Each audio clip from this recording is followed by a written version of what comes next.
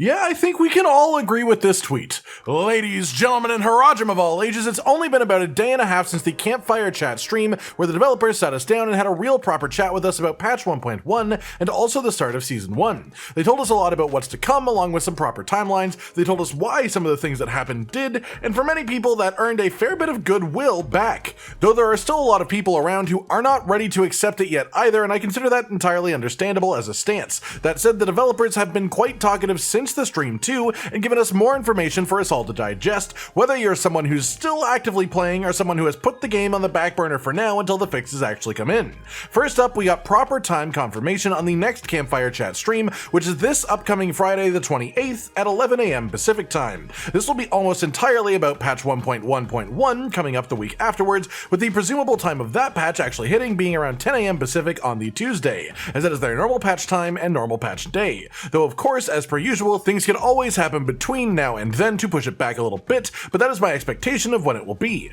A number of tweets from the devs themselves have shed a bit more light about some things happening within that patch, and the first and most important in my mind is actually the enemy density changes to the game. This will affect a number of areas and aspects of the Helltide activity itself, but more notably it will cover nightmare dungeons across the board just entirely. We don't know how much the density will be increasing. In my mind, more is simply better with no cap on it personally. I'd be happy to wade through 1,000 enemies in a single dungeon if they actually let me, but more monsters means it is a harder time with the actual game performance, meaning the game that would run worse if they did that. That said, in the Campfire Chat they mentioned these density changes in general, but didn't give the timeline on it, just saying that they are in the works, but this tweet, along with a blog post that came out after the stream, specifically states that these changes are going to hit in patch 1.1.1. So look forward to that, as it should have a pretty major impact on the feeling of those two activities in the game. As well as that, within the same blog post they added an interesting detail. In the stream the developers brought up that they would generally like to improve the speed of leveling from 50 to 100. Density changes should be a good step for that, as more monsters means more XP from those activities,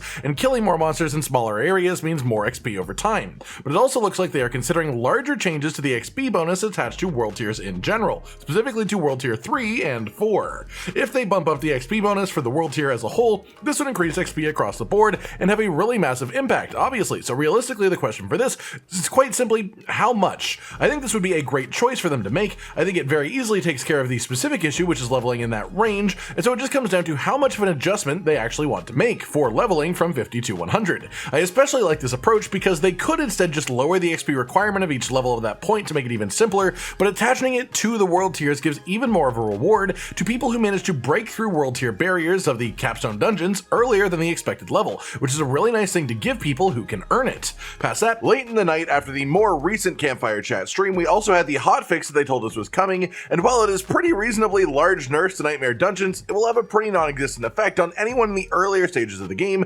specifically the people that are, starting over in the season. It just scales down the health and damage of monsters within these nightmare dungeons by a varying amount, depending on the tier of the nightmare dungeon itself. Starting at tier 35, the HP is reduced by 2% and damage by 1%, all the way up to level 100, where the HP is reduced by 82% and damage by 79%, which is actually pretty significant. This should more likely make tier 100 more approachable for most players who weren't reaching it before the season, even in conjunction with the nerfs that we all got across the board. We'll have to see how it all plays out, but I expect Eternal Realm players will find things a touch easier than they were even before 1.1 hit, and seasonal players, once they get there, will find it much easier to push higher nightmare dungeons, especially as we have the Malignant Heart system in play, which is boosting us quite a bit. There were also a number of bug fixes within this, not a whole lot that is major, though some of it is actual damage increases through fixing bugs that were getting in the way of damage, such as the Druid fix in here, where the new Subterranean legendary was apparently just doing notably less damage than intended and has now been fixed, and in the day and a half since this hotfix, I have noticed it being way stronger, given that I'm using that self as a major focus of my build.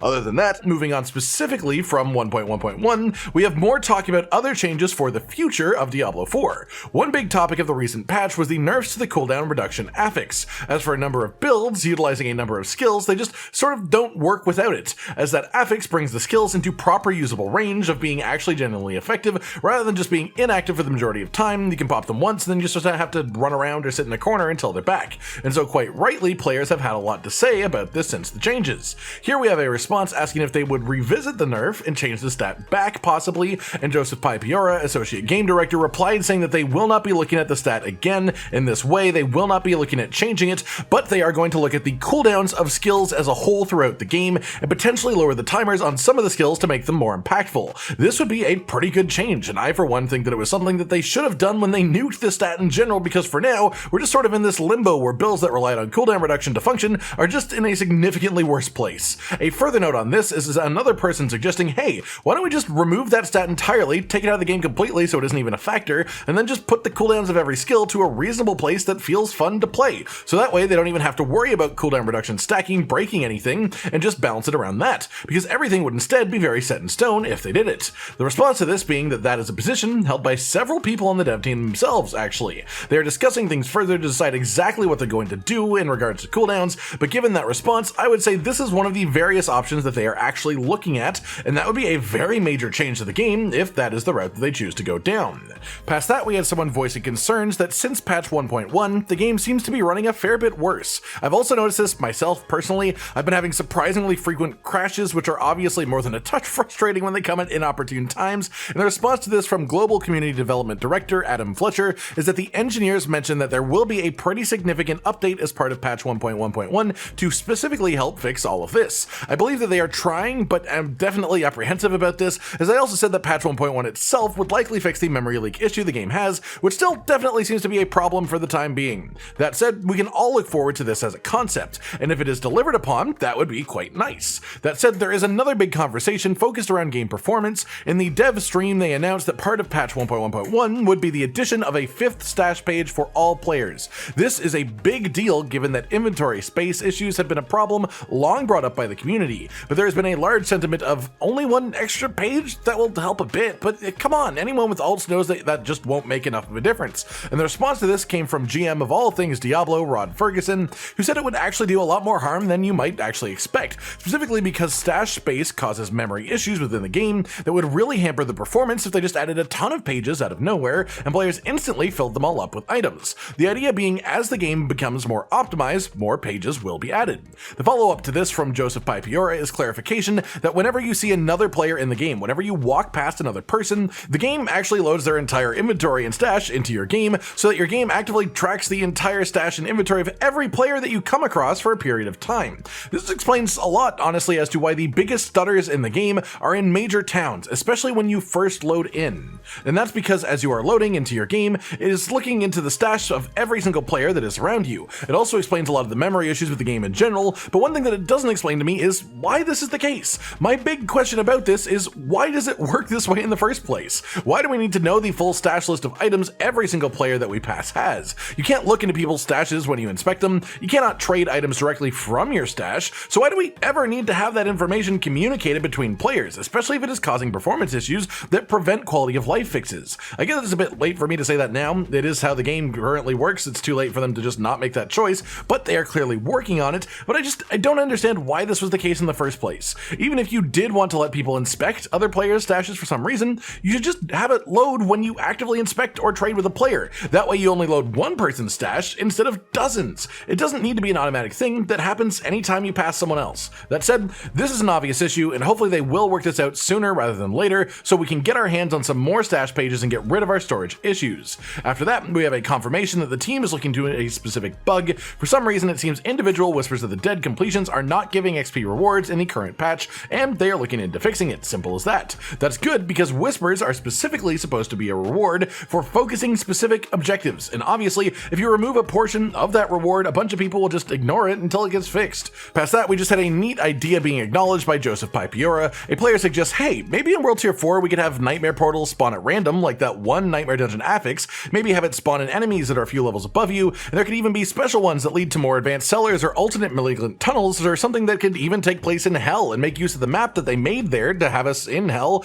that is really only used for one section of the campaign. The response to this was kinda cool, to be honest. Obviously, that doesn't mean much. There's no confirmation or affirmation of any time there. It's just sort of neat that they did get this response from a dev. That to say, I actually really like this player's idea, and remember this, because if this becomes a mechanic at some point down the line, we all have D3 me S3 Raph to thank. Yes, I know they wanted it to be demi-serif, but I refuse to read numbers as letters. I am not a child, and I am not a robot. And that's pretty much everything for today, everyone. A nice little collection of news coming out from the devs telling us what to expect from the near future of the game. Of course, we also have the winners of the race to level 100 for Season 1 of Diablo 4, which is Leguan for Softcore, who is playing Bone Spear Necromancer. Not a massive surprise, Necro is actually in a really nice spot right now, especially when you consider the new Malignant hearts and how well some of them synergize with a Bone Spear build. For hardcore, the first two players to level 100 actually did it together in a group at the exact same time, and this was a Druid named Oogie Boogie and Zixor, a rogue. I love to see it. Congratulations to these 3 players, and of course to all the rest of the participants in this race too, as they are hitting and nearing level 100.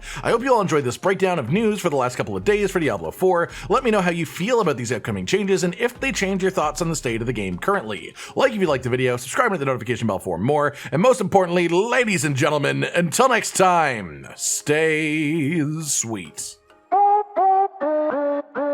Josh, Cotton, and Hollow with the videos, dropping the humor like a hammer on your tippy toes, bringing entertainment on a daily arrangement to take our insanity and turn it into entertainment. Yes, I said entertainment twice, to reiterate that it is nice to look into your faces on a mostly daily basis when you let us in your homes to make the whole world a stage. Goodbye.